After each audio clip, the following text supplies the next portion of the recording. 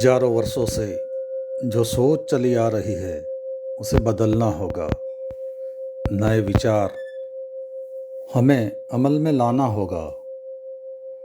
हजारों वर्षों तक हम समझते थे कि सूरज जमीन का चक्कर लगाता है।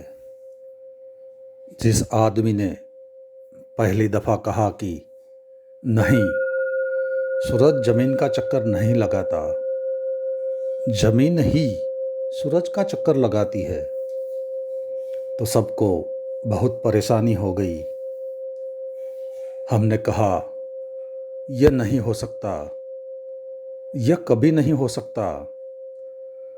हजारों साल तक लोग नासमझी की बात मान सकते थे क्या? हम रोज आंखों से देखते हैं कि सूरज डूबता है और उगता है, लेकिन जैसे जैसे हमारी समझ बढ़ी, हमने जाना कि नहीं, जमीन ही चक्कर लगाती है सूरज के, सूरज नहीं लगाता। और कितने ही हजारों वर्षों से यह बात कही गई हो, इससे कोई फर्क नहीं पड़ता है।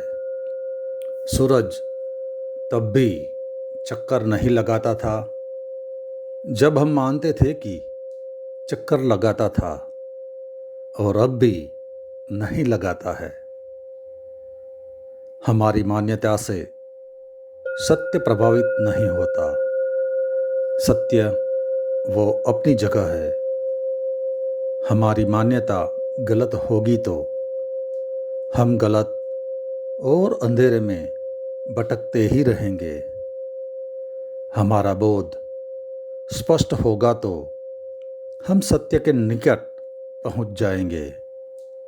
सत्य हमारी मान्यता से प्रभावित नहीं होता, लेकिन हमारी मान्यता हमको प्रभावित कर देती है और अंधेरे में ढकेल देती है। इसके लिए क्या करें हम? इसके लिए हमें करना चाहिए ये सारी चीज़ें, जैसे कि अपने विचार को निष्पक्ष, मान्यताओं से मुक्त, परंपरा या रूढ़ियों से ऊपर उठना जरूरी है। अगर कोई जानना चाहता हो उसे जो कि है, अगर परमात्मा को खोजना हो तो परमात्मा के नाम से जो जो बताया गया है उसे पकड़कर बैठ रहना खतरनाक है। उसे सबसे पहले छोड़ देना होगा।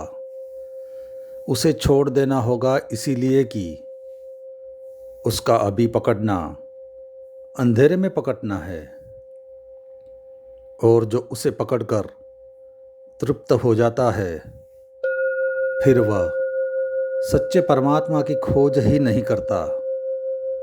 उसे कोई ज़रूरत नहीं रह जाती।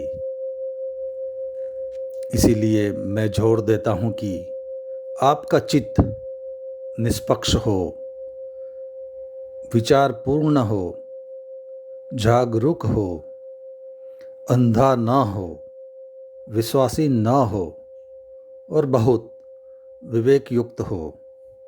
बस आज इतना ही, बाकी अगले अध्याय में।